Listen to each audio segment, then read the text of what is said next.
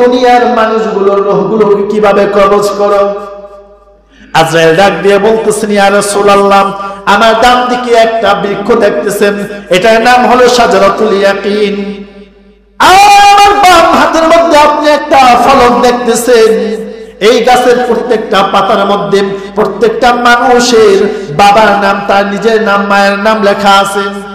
আর এই ফলকের মধ্যে লেখা আছে, যখন কোন একটা বান্দার মৃত্যুর সময় ঘনিয়ে আসে, ওই পাতাটা সব হলুদ হয়ে যায়, হলুদ হয়ে এক সময় পাতাটা ঝরে যায়, আমি এই ফলক থেকে তার নাম মুছে দেই, রিজিক পৌঁছানোর ফেরেশতা তার রিজিক দিয়ে পৌঁছায় দেয়, শেষ করে দেয়, এভাবে দুনিয়া থেকে বিদায় হয়ে যায়। আল্লাহ রাসূল বলতেছেন, এত মানুষ তুমি একা কিভাবে এই রূহগুলোকে কবজ করো?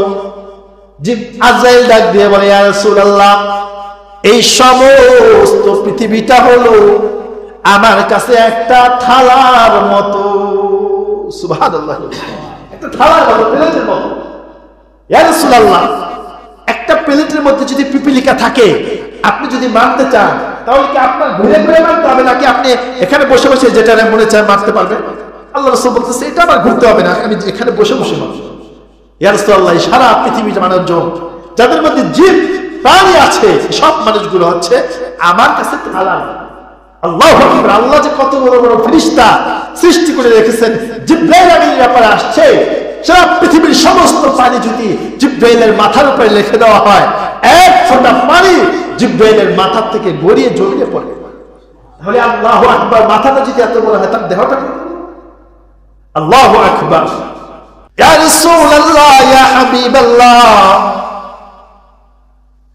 আমি যেই সময় যার অর্ডার করি, আমি যেই সময় যাকে চাই আল্লাহর হুকুমে, এক সেকেন্ড সময় আমার লাগে না। আল্লাহ রাসূল ডাক দিয়ে বললেন, হে আজরাইল, তুমি কি মানুষ জাতির রূহগুলো কবজ করো, তাদের কি কষ্ট হয় না? কয়, ইয়া রাসূলুল্লাহ, ইয়া হাবিবাল্লাহ, কেমন কষ্ট হয়? একজন পয়গম্বর এই কষ্ট অনুভব করতে চেয়েছিল, তার নাম হলো ইদ্রিস আলাইহিস সালাতু ওয়াস সালাম। এই ইদ্রিস আলাইহিস সালাতু ওয়াস সালাম আল্লাহকে বলেছিল, আল্লাহ, এই রূহ কবজ করলে কতটুকু কষ্ট হয় আমি অনুভব করতে চাই। আমি আজরাইল আল্লাহর হুকুমে তার রূহটা কবজ করে আবার তার মাঝে ফিরিয়ে দিয়েছি। এবার ইদ্রিস পয়গম্বরকে জিজ্ঞেস করেছিলাম কেমন লেগেছিল। ইদ্রিস পয়গম্বর ডাক দিয়ে বললেন, আমার মনে হইতেছিল আমার রূহ কবজ করা হয় নাই, আমার শরীর থেকে চামড়া আলাদা করা হয়েছে। কেমন কষ্ট!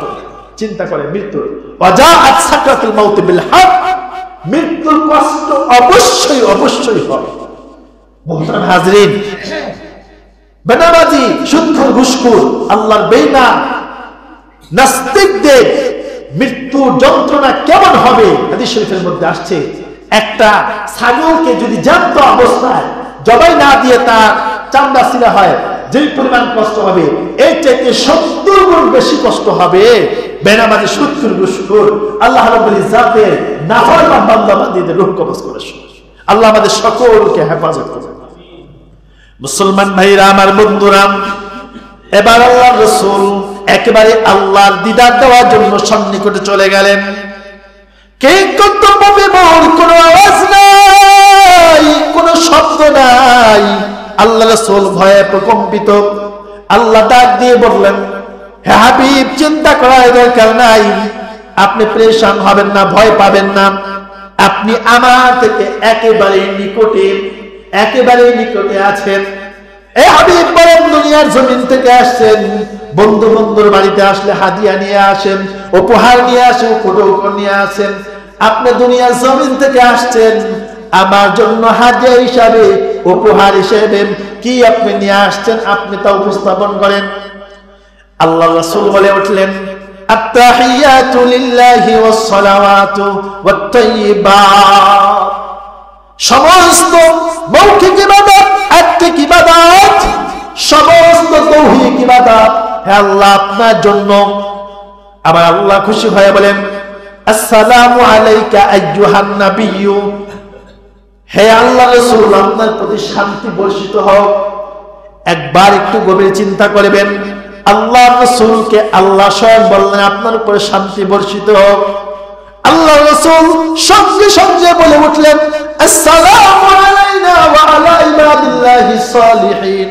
হে আল্লাহ, আমি আপনার কাছে দিদার পাওয়ার জন্য একা একা আসছি, আমার এতিম উম্মত আসতে পারবে না। আপনি আমাকে শান্তির দোয়া করতেছেন, আমার প্রতি রহমত নাজিল করতেছেন। এই শান্তি, এই রহমত, এই বারাকাত আমি একা নিব না, আমি আমার সমস্ত ইবাদত, সমস্ত নেককার উম্মতদেরকে সাথে শামিল করে নিলাম। সুবহানাল্লাহ। নামাজের মধ্যে তাশাহুদ যদি ইচ্ছাকৃতভাবে ছেড়ে দেয় তার নামাজ হবে। এই তাশাহুদটা একটা জামে মানে দোয়া। যখন আল্লাহ রাসূল বললেন আসসালামু আলাইনা ওয়া আলা ইবাদিল্লাহিস সালিহিন, আশেপাশে যে সকল ফেরেশতারা ছিল তারা বলে উঠল, আশহাদু আল্লা ইলাহা ইল্লাল্লাহু ওয়া আশহাদু আন্না মুহাম্মাদান আবদুহু ওয়া রাসূলুহু।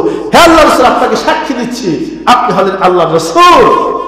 এই তিনজনের আল্লাহর পক্ষ থেকে প্রথম অংশ, দ্বিতীয় অংশ রাসূলের, তৃতীয় অংশ হচ্ছে ফেরেশতা। এত একটা জামে মানে দোয়া। আল্লাহ এত মহব্বত